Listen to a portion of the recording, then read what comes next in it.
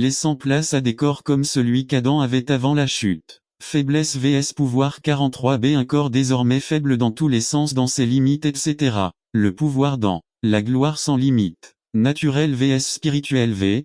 44. Qu'est-ce que cela implique? Non pas que nous soyons ressuscités en tant qu'âme ou esprit. Cela signifie que nos corps ne seront pas sujets au péché. Nous ne sommes plus l'homme naturel. Un corps de 14 spirituel signifie ici être sous le domaine total du Saint-Esprit. Libérera du péché. Conclusion 4. Principe 1. Dieu peut ressusciter les morts. Paul demande à Agrippa 8. Pourquoi trouvez-vous incroyable parmi vous que Dieu ressuscite les morts? Ne doutons pas, même si ce monde est plein d'incrédulité et de péché, nous devons savoir que Dieu peut ressusciter les morts de leur tombe 2. Non seulement Dieu peut le faire, mais les chrétiens doivent être ressuscités. Pourquoi 1. Nos corps actuels ne sont pas prêts pour l'éternité 2. Par notre union avec le Christ et avec les 3. Par la puissance créatrice de Dieu il y aura un nouvel ordre de création 3. Les incroyants seront également ressuscités mais pour la mort éternelle. Leurs âmes rejoindront leur corps pour n'attendez pas qu'il soit trop tard. Devenez membre de la chaîne Today et bénéficiez de réconfort et de soutien dans les moments difficiles.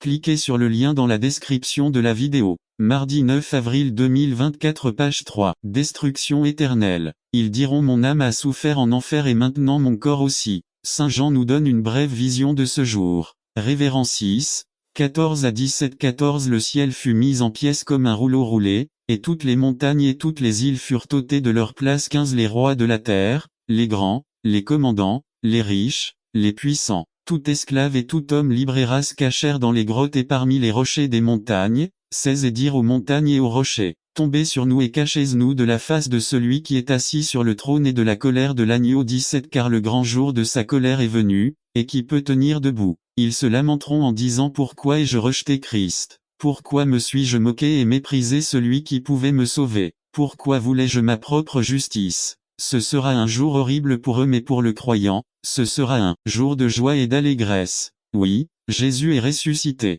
Prions. N'attendons pas qu'il soit trop tard. Devenez membre de la chaîne Today et bénéficiez de réconfort et de soutien dans les moments difficiles. Cliquez sur le lien dans la description de la vidéo. Mardi 9 avril 2024 page 4 La cupidité brise le sac résumé. La cupidité est un péché aussi ancien que subtil. Dans le monde dans lequel nous vivons, matérialiste par excellence, il n'est pas du tout étrange que nous soyons membres de la chaîne Today et bénéficier de réconfort et de soutien dans les moments difficiles. Cliquez sur le lien dans la description de la vidéo. Mardi 9 avril 2024 page 3. Peste qui est apparue comme témoignage de qui étaient ceux qui vivaient là mais maintenant son cœur était plein de Dieu, il se sentait investi de la puissance de Dieu. Elle était devant la capitale du royaume d'Assyrie, la conquérante, la guerrière, la forte, la redoutée. Mais Jonas partit avec conviction pour conquérir le cœur des conquérants pour inculquer la crainte de Dieu à ceux qui effrayaient leurs voisins. Il allait changer ses habitudes. Les sanguinaires étaient à la porte du salut, du pardon de Dieu, et rien ne pouvait empêcher leur rencontre avec Dieu. Jean 3, 4 Et Jonas commença à entrer dans la ville, à une journée de chemin, et il prêcha, disant, dans 40 jours, Ninive sera détruite. Jean 3, 5 Et les hommes de Ninive crurent à Dieu, et proclamèrent un jeûne, et revêtirent des sacs, depuis le plus grand jusqu'au plus petit d'entre eux. Jean 3, 6 La nouvelle parvint au roi de Ninive. Il se leva de son siège, ôta son vêtement, se couvrit d'un sac et s'assit sur la cendre. Une ville et un royaume entier brisés et bouleversés par le message de Dieu, tout le monde, même les animaux, a dû rester à jeun. Les hommes imploraient la miséricorde de Dieu. La puissance de l'Esprit de Dieu agissait en eux. Ils étaient sensibles au message de Dieu et obéissaient. C'est pourquoi Dieu leur a pardonné. Quel contraste entre ce peuple païen et le peuple d'Israël qui avait reçu à plusieurs reprises le message de Dieu mais ne s'était pas repenti. Quelle grande leçon pour Israël et tout le peuple de Dieu aujourd'hui. Des pécheurs qui se repentent lorsqu'ils écoutent la volonté de Dieu contrairement à un peuple de croyants qui veut continuer son chemin dans la direction opposée à ce que Dieu veut. Ninive a montré le contraste avec l'attitude face à l'appel de Dieu. Il y a toujours une excuse pour attendre demain, mais Ninive a agi immédiatement. Conclusion. Avez-vous vraiment envie d'avoir la puissance de Dieu dans votre vie, de telle manière que vous transformiez ce qui vous entoure? Soyez obéissants, laissez le Seigneur vous transformer dans un coin de solitude pendant que vous priez et jeûnez, et pendant que vous vous réconciliez avec Dieu, n'oubliez pas de lui dire me voici, Seigneur. F5, 14 C'est pourquoi il dit, réveillez-vous, vous qui dormez, et levez-vous d'entre les morts, et Christ vous éclairera. Jonas s'est levé et a conquis Ninive avec l'aide de Dieu, car Dieu ne fait exception de personne. Tout le monde a besoin du pardon de Dieu, mais cela nécessite des hommes et des femmes prêts à risquer leur position sociale, leurs privilèges, leur vie pour se conformer aux commandements de Dieu.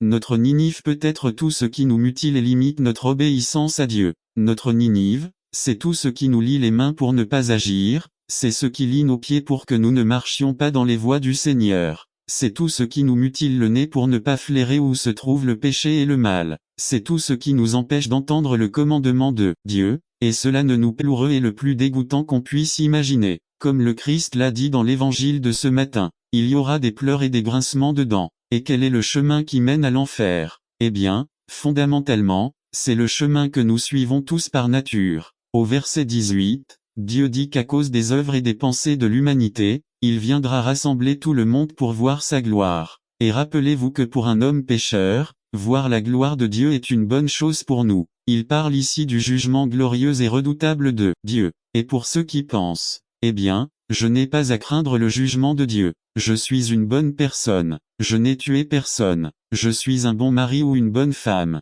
Eh bien, ici, Dieu dit que ce n'est pas seulement à cause de vos actions, mais aussi à cause de vos pensées. Jésus dans le Sermon sur la montagne nous dit que les pensées de colère et de haine sont égales au meurtre aux yeux de Dieu et que les pensées lubriques sont un adultère. Nous sommes tous des meurtriers et des adultères. Les bons athées restent des meurtriers. Avoir de bonnes intentions ne change rien au fait que nous sommes des meurtriers et des adultères. Ils se sont tous rebellés contre Dieu et méritent leur châtiment qui est réel. C'est un châtiment que subiront des millions de personnes de toute génération. Ne vous y trompez pas, l'enfer est un endroit réel, et tout le monde mérite d'y aller. Même si nous ne voulons pas l'entendre, même si le monde nous encourage à aller dans des églises qui disent que tout va bien, que tout le monde va bien, que seuls les pires des pires vont en enfer, ce n'est pas ce que dit la Bible dit. La Bible dit très clairement que tous ont péché et sont privés de la gloire de Dieu et que le salaire du péché, c'est la mort. 2. Le chemin vers la vie éternelle. Ce qui est incroyable,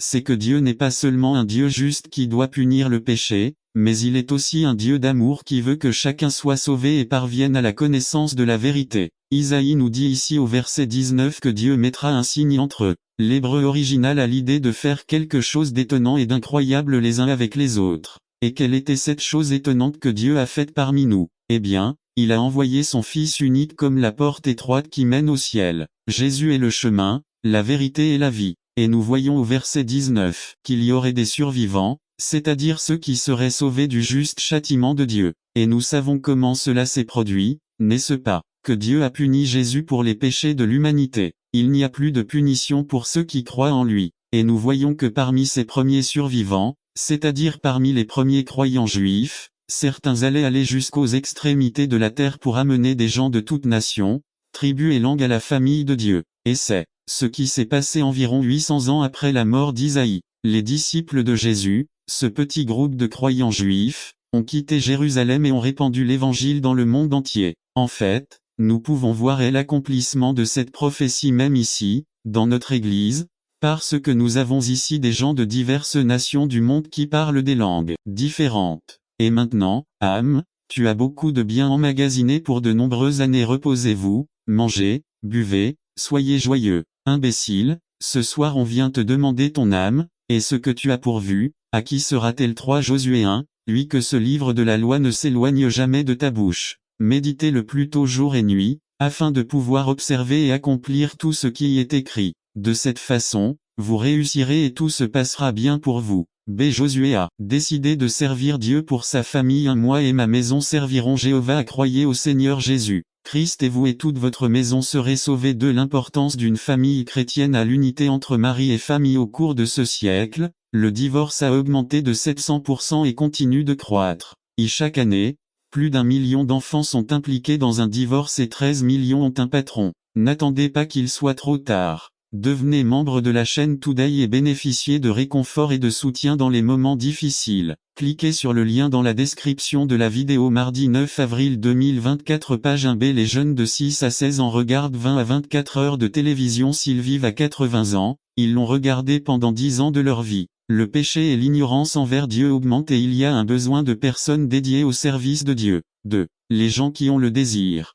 Job 23:3. Je ne pouvais que savoir où trouver Dieu. Ensuite, il rentrait chez lui, à désir de connaître. Phil 3 dit j'aspire à le connaître et à connaître la puissance de sa résurrection, et à partager ses souffrances, afin d'être comme lui dans sa mort. Une voix intime de Tim 1:12 C'est pourquoi je souffre ces choses, mais je n'en ai pas honte car je sais en qui j'ai cru, et je suis convaincu qu'il peut garder mon dépôt pour ce jour-là. Désir de connaître son plan. Psaume 143:8 Fais-moi entendre ta miséricorde dès le matin, car j'ai confiance en toi. Fais-moi connaître le chemin sur lequel je dois marcher, car vers toi j'élève mon âme. C'est connaître sa puissance. 1 Pierre 1:5 Qui sont gardés par la puissance de Dieu par la foi, pour un salut prêt à être révélé à la fin des temps. Une puissance pour nous protéger à part ce que je n'ai pas honte de l'évangile parce que c'est la puissance de Dieu pour le salut de tous ceux qui croient. Mais vous recevrez une puissance lorsque le Saint-Esprit viendra sur vous. Je souhaite connaître sa protection.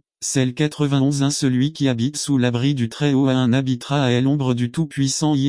Personne avec dévouement. M3, 17 et 18 Si tel est le cas, notre Dieu, que nous adorons, est capable de nous délivrer de la fournaise ardente et de ta main, ô accent circonflexe roi, il nous délivrera. Et sinon, sache-toi, ô accent circonflexe roi, que nous ne devons pas adorer ton Dieu ni rendre hommage à la statue que tu as élevée. À des gens dévoués à votre service. Il faut une personne forte et enthousiaste pour servir Dieu. La philosophie du communiste était, le fort vivra et le courageux restera, tandis que le faible perdra, mourra et être exterminé. Dévoué à rester ferme quel on expérimente le salut. Ce que le Nouveau Testament souligne, c'est que le salut est inclusif, qu'il englobe l'être tout entier et pas seulement l'acceptation mentale. Cela se démontre dans la croyance et la pratique. Telle est l'expérience de tous ceux qui déclarent avoir accepté le Christ Jésus. Faire comme lui, vivre pour servir. 9. Que ceci soit votre expérience avec Christ. Acceptez-le par la foi et laissez cette foi se manifester en imitant le Christ dans des œuvres de compassion, de non-discrimination,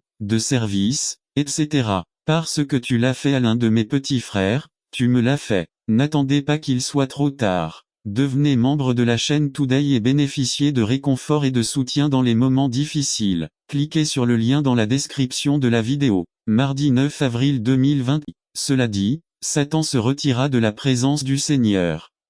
Parfois, nous souffrons parce que nous vivons dans un monde perdu. N'attendez pas qu'il soit trop tard. Devenez membre de la chaîne Today et bénéficiez de réconfort et de soutien dans les moments difficiles. Cliquez sur le lien dans la description de la vidéo. Mardi 9 avril 2024 Page 1 Genèse 3, 16 à 19 16 Il dit à la femme, je multiplierai ta douleur en enfantant, et tu enfanteras tes enfants dans la douleur. Vous désirerez votre mari et il vous dominera. 17 Il dit à l'homme, parce que tu as écouté ta femme et que tu as mangé de l'arbre dont je t'avais défendu de manger, le pays sera maudit à cause de toi. Avec un travail pénible, tu en mangeras tous les jours de ta vie. 18 La terre te produira des chardons et des épines, et tu mangeras des herbes sauvages. 19 Vous gagnerez votre pain à la sueur de votre front, jusqu'à ce que vous retourniez au même pays d'où vous avez été pris, car tu es poussière, et tu retourneras à la poussière.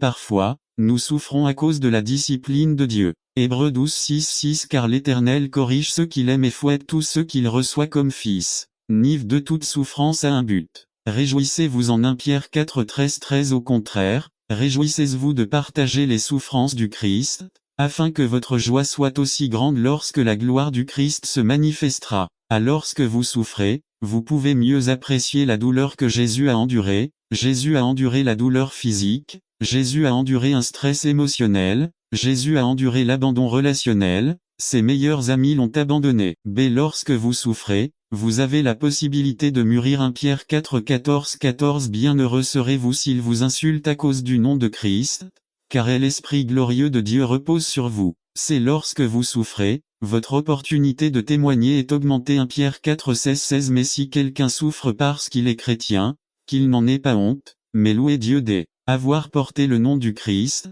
La souffrance met l'accent sur vous, la souffrance augmente votre crédibilité. Vous pouvez dire, j'y suis allé. Personne n'aime souffrir, mais une fois que vous y êtes allé, votre crédibilité augmente. Les enfants aiment entendre comment Jésus a guéri l'aveugle et le paralysé. Ils aiment entendre parler de la tendresse de Jésus lorsqu'il parlait à Zachée. Ils s'émerveillent lorsqu'ils entendent qu'il a marché sur l'eau et qu'avec sa voix il a calmé la tempête et qu'avec 5 pains et 2 petits poissons il a pu nourrir 5000 personnes. Le Père doit enseigner. Problèmes surviendront dans ce monde, mais il a conquis le monde. Yves. Nous devons considérer nos difficultés et nos besoins comme des opportunités permettant à Dieu de démontrer sa puissance. Terminez ce chapitre par une grande proclamation. Lit contre 37 à 39b. Vivez-vous comme un gagnant. Êtes-vous sûr de votre salut? Cela devrait être tout ce dont nous avons besoin pour garantir qu'avec le Christ à nos côtés, la victoire soit certaine. Conclusion. Ne vous battez plus seul. Beaucoup plus fort que vous n'en avez perdu.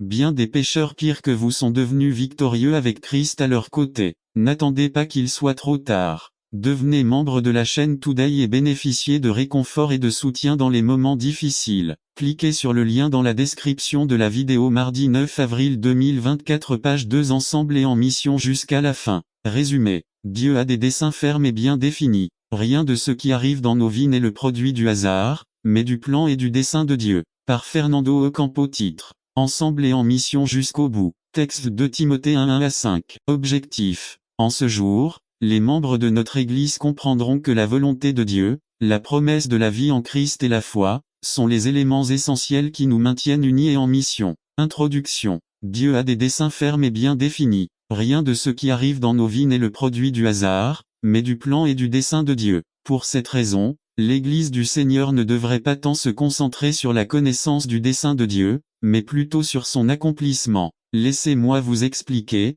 Parfois nous passons la plupart de notre temps à chercher des confirmations sur tel ou tel sujet, au lieu d'agir. Encore une fois, nous sommes à 58 jours de la fin de cette année. De grandes choses arrivent pour notre congrégation. Nous attendons ce que Dieu est sur le point de faire. Le moment est donc venu de se réveiller et d'agir. Le moment est venu d'unir nos dons, nos talents, nos compétences, nos efforts et nos ressources, pour faire avancer la vision et la mission qui nous ont été confiées. Nous ne pourrons jamais atteindre nos buts et objectifs si nous ne travaillons pas ensemble. Alors, soyons d'accord. Chacun de nous est important et clé dans ce que Dieu va faire. C'est pourquoi il est essentiel que nous comprenions, définitivement, quels éléments nous motivent à rester ensemble et en mission jusqu'au bout. Transition. Qu'est-ce qui nous motive à rester ensemble et en mission jusqu'au bout? Nous trouverons la réponse à cette question dans le texte que nous lirons dans 2 Timothée 1 à 5. 1. La volonté de Dieu. Le facteur le plus solide de notre unité et de la mission qui nous a été confiée. 1 Paul, apôtre du Christ Jésus par la volonté de Dieu. LSG. Oui, nous revenons encore à travers le et la tête découverte, et couvert, il criera, impur, impur. Lév 13:45. Le pécheur, dans sa manière de s'habiller et dans sa manière de parler, dénonce qu'il est infecté par le péché chaque fois que quelqu'un contaminé par le péché s'approche. Dans sa manière même de parler, il communique à quel point il est infecté. Les Samaritains et les Juifs ne s'entendaient pas, cependant, dans la maladie ils se sont réunis, la misère s'est unie. C'est incurable. À ce jour, la lèpre est incurable. Seul Dieu et sa puissance peuvent guérir la lèpre. Le lépreux était considéré comme contaminé et sans remède ni espoir de guérison. 8. C'est fatal. De grandes souffrances précèdent une mort certaine. La vie du pécheur n'est que souffrir puis mourir avant son temps parce que le pécheur insensé meurt avant son temps. Ecclésiaste 7:17. La rencontre avec Jésus. Imaginez l'angoisse et le chagrin des lépreux, totalement séparés de la famille, les amis et la société. Imaginez la douleur émotionnelle et mentale. Lorsqu'ils comprirent que Jésus quittait la ville, ils se précipitèrent pour lui crier de loin car ils ne pouvaient pas l'approcher à cause de sa maladie. De loin, ils commencèrent à crier à Jésus, tous les 10 avec tout et de leur voix faible, demandant à Jésus de les guérir. Jésus les envoie au temple à l'église en chemin. Quand ils commencent à aller à l'église, ils ne se rendent même pas compte que la lèpre a disparu. 90% d'entre eux ont oublié qu'ils avaient reçu la guérison. Lors de la guérison, ils ont immédiatement couru vers leur maison et leur famille. Ils ont très vite oublié qui avait rendu possible leur guérison. L'ingratitude est une caractéristique naturelle de l'homme. Il y a une tendance à oublier les faveurs reçues. C'est pourquoi l'Éternel dit à Israël, quand tu entreras dans le pays que je te donnerai, et que tu mangeras et que tu seras rassasié, 12 Garde-toi d'oublier l'Éternel, qui t'a fait sortir du pays d'Égypte, de la maison de servitude. 13 Tu craindras l'Éternel, ton Dieu, et lui seul tu le serviras, Deutéronome 6 11 à 12. C'est pourquoi David se rappela à lui-même et à son âme. N'attendez pas qu'il soit trop tard. Devenez membre de la chaîne Today et bénéficiez de réconfort et de soutien dans les moments difficiles. Cliquez sur le lien dans la description de la vidéo. Mardi 9 avril 2024. Page 2. Bénis le Seigneur, mon âme, et n'oublie aucun de ses bienfaits. C'est lui qui pardonne toutes vos iniquités, lui qui guérit toutes vos maladies. 4. Celui qui délivre ta vie de la fosse.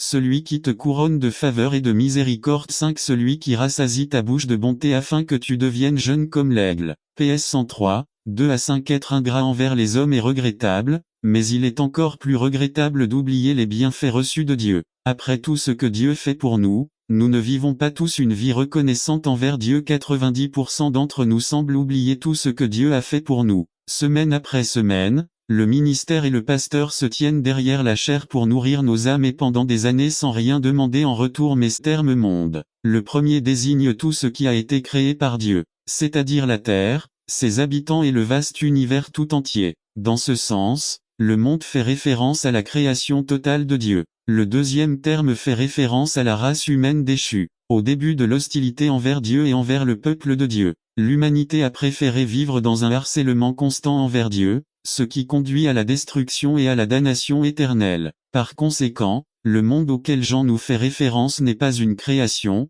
puisque la Bible déclare « Au Seigneur est la terre et tout ce qu'elle contient, le monde et tous ceux qui l'habitent ». PS 24:1. Toute cette beauté créée ne vient pas du diable, mais du Seigneur. Mais le monde acquiert peu à peu une connotation morale. Cela en est venu à signifier une moralité loin de Dieu. Chemin d'Eau dit qu'il fait référence à la société humaine dans la mesure où elle est organisée sur des principes injustes, caractérisés par de faibles désirs, de fausses valeurs et de l'égoïsme. 1.2 Le monde et Dieu ne sont pas compatibles dans la pensée ancienne. Le monde était considéré comme le champ de bataille entre les forces opposées de la lumière et des ténèbres. Dans cette perspective, chaque homme devait décider de s'allier avec la lumière ou avec les ténèbres. C'était la grande décision de la vie. Dans la pensée chrétienne, le temps était divisé en deux époques ou âges, le présent et le futur. Et l'époque actuelle a été caractérisée comme étant perverse et totalement abandonnée à l'iniquité. L'ère à venir serait l'ère de Dieu. C'était le temps de Dieu qui se caractérisait par être totalement bon. Quelque chose de fondamental pour les chrétiens à qui Jean écrivait était qu'en Christ,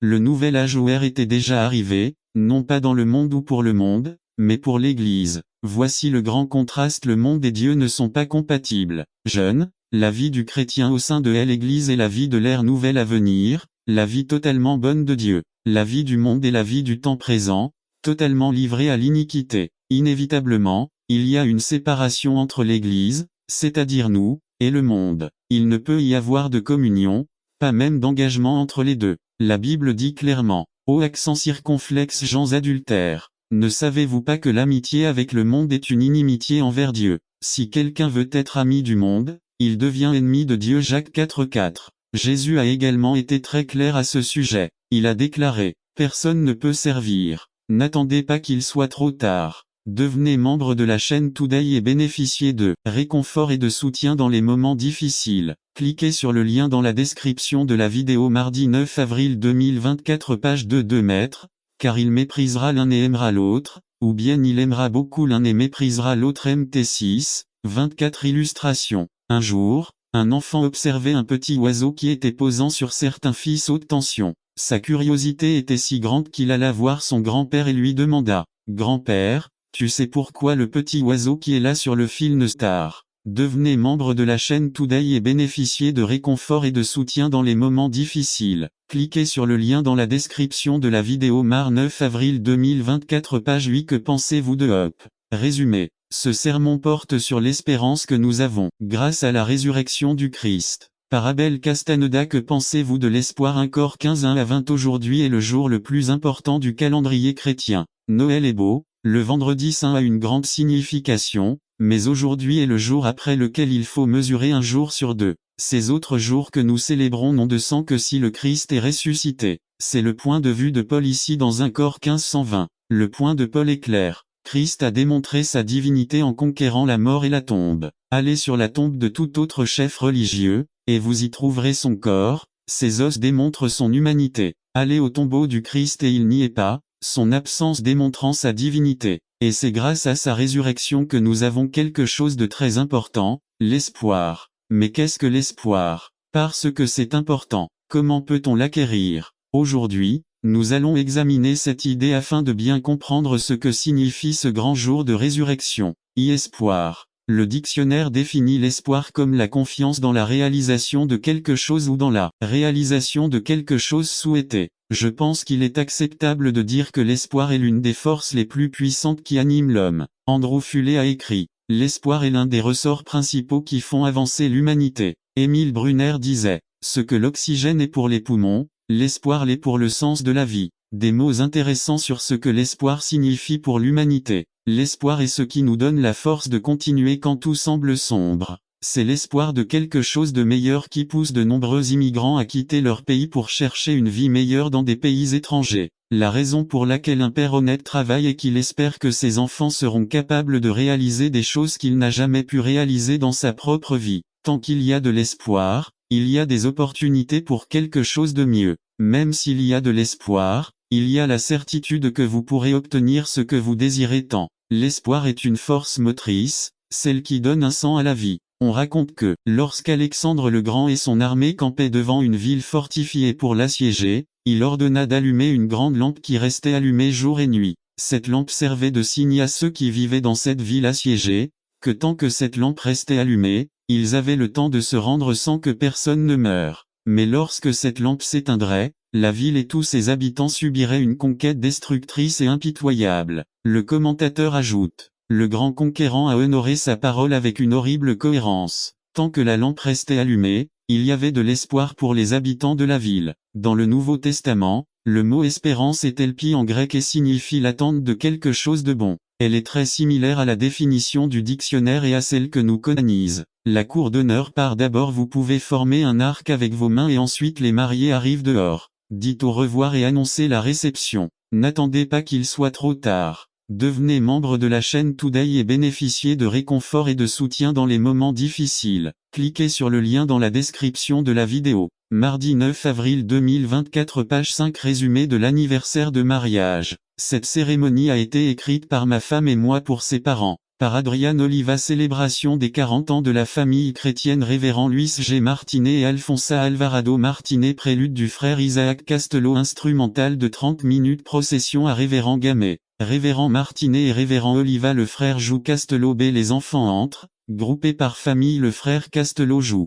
Après être entrés, tous les enfants chantent pour les garçons. Anti-musique sur la piste de danse. C'est la sœur entre Martinet avec son plus jeune fils, Esteban Martinet. Alcheno Castello toca part de la marcha nuptiale, a mitad de la iglesia los hijos cantarán nella e mi madre musica en pista oration y lectura biblica ref. Esther Gamay amigo y familiar, la familia Martinet celebra varios eventos en ce jour. Le 19 de ce mois, le révérend Luis Martinet aura 76 ans, le 19 septembre, Sr. Alfonsa Martinet aura 66 ans, le 30 septembre ils fêteront presque 50 ans de mariage. Mais l'événement qui nous rassemble aujourd'hui est le plus glorieux de tous et que le 21 novembre le révérend Luis Martinet célébrera 40 ans de salut. Qui aurait pensé? Dieu a suscité un homme sans école, un homme toxicomane et alcoolique, et en a fait son serviteur. Il lui a appris à lire et à écrire. Il a étudié par correspondance sous la tutelle du révérend Felton, honoré non seulement en privé mais aussi en public.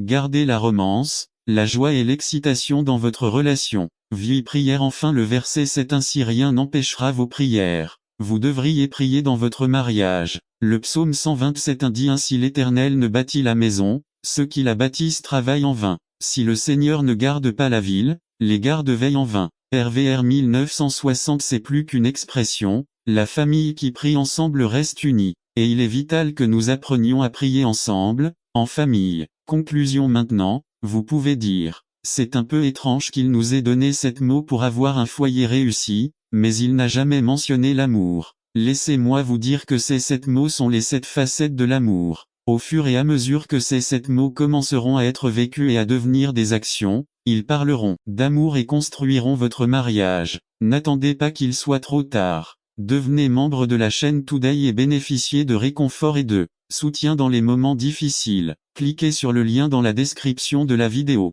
Mardi 9 avril 2024 page 3 Faire un champion, célébration. Partie 4 Résumé. Les chrétiens rendent d'eux. Mais beaucoup d'entre nous continuent d'agir davantage comme le pharisien. Parce que, si nous sommes honnêtes, beaucoup d'entre nous ne croient pas que nous sommes aussi mauvais que le voisin d'à côté ou sinon, c'est parce que nous sommes ingrats. Lisons Matthieu